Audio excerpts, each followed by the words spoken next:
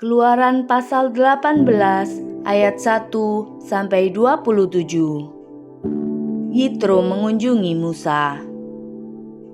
Kedengaranlah kepada Yitro, imam di Midian, mertua Musa, segala yang dilakukan Allah kepada Musa dan kepada Israel umatnya, yakni bahwa Tuhan telah membawa orang Israel keluar dari Mesir.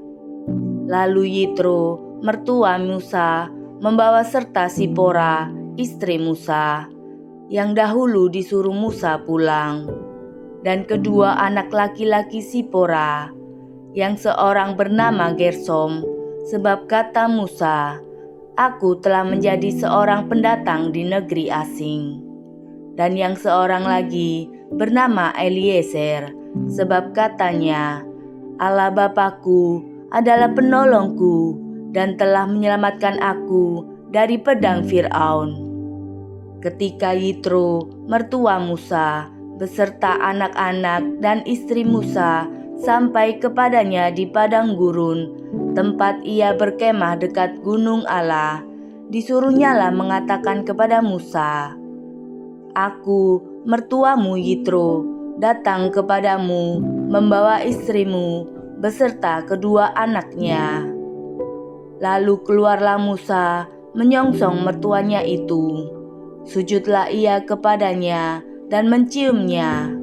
Mereka menanyakan keselamatan masing-masing, lalu masuk ke dalam kemah. Sesudah itu, Musa menceritakan kepada mertuanya segala yang dilakukan Tuhan kepada Fir'aun dan kepada orang Mesir karena Israel, dan segala kesusahan yang mereka alami di jalan, dan bagaimana Tuhan menyelamatkan mereka. Bersukacitalah Yitro tentang segala kebaikan yang dilakukan Tuhan kepada orang Israel, bahwa ia telah menyelamatkan mereka dari tangan orang Mesir. Lalu kata Yitro, "Terpujilah Tuhan yang telah menyelamatkan kamu dari tangan orang Mesir dan dari tangan Fir'aun. Sekarang aku tahu bahwa Tuhan lebih besar dari segala Allah, sebab ia telah menyelamatkan bangsa ini dari tangan orang Mesir, karena memang orang-orang ini telah bertindak angkuh terhadap mereka." Dan Yitro, mertua Musa, mempersembahkan korban bakaran dan beberapa korban sembelihan bagi Allah. Lalu Harun dan semua tua-tua Israel datang untuk makan bersama-sama dengan mertua Musa di hadapan Allah. Pengangkatan hakim-hakim. Keesokan harinya, duduklah Musa mengadili di antara bangsa itu, dan bangsa itu berdiri di depan Musa dari pagi sampai petang. Ketika mertua Musa melihat segala yang dilakukannya kepada bangsa itu, berkatalah ia, "Apakah ini yang kau lakukan kepada bangsa itu? Mengapakah engkau seorang diri saja yang duduk, sedang seluruh bangsa itu berdiri di depanmu dari pagi sampai petang?" Kata Musa kepada mertuanya itu, "Sebab bangsa ini datang kepadaku untuk menanyakan petunjuk Allah, dan aku mengadili antara yang seorang dan yang lain. Lagi pula, aku memberitahukan kepada mereka ketetapan-ketetapan dan keputusan-keputusan Allah."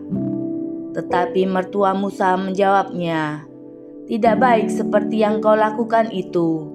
Engkau akan menjadi sangat lelah, baik engkau baik bangsa yang beserta engkau ini.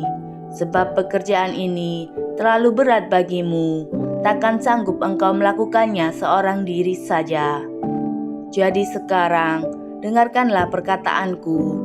Aku akan memberi nasihat kepadamu, dan Allah akan menyertai engkau. Adapun engkau, wakililah bangsa itu di hadapan Allah, dan kau hadapkanlah perkara-perkara mereka kepada Allah.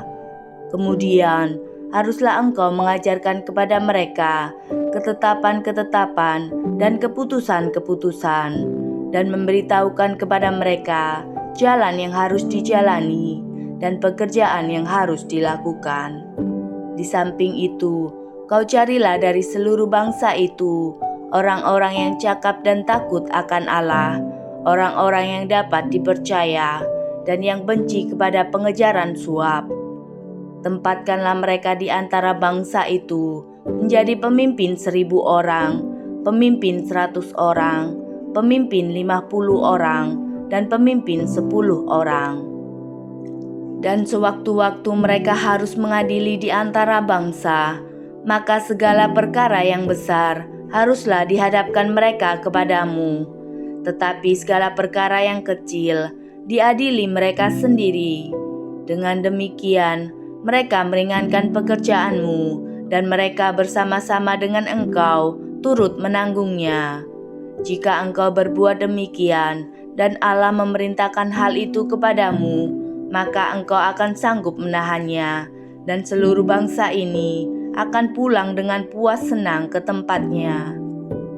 Musa mendengarkan perkataan mertuanya itu, dan dilakukannya segala yang dikatakannya. Dari seluruh orang Israel, Musa memilih orang-orang cakap dan mengangkat mereka menjadi kepala atas bangsa itu, menjadi pemimpin 1.000 orang, pemimpin 100 orang, pemimpin 50 orang, dan pemimpin 10 orang. Mereka ini mengadili di antara bangsa itu sewaktu-waktu. Perkara-perkara yang sukar dihadapkan mereka kepada Musa, tetapi perkara-perkara yang kecil diadili mereka sendiri. Kemudian Musa membiarkan mertuanya itu pergi, dan ia pulang ke negerinya.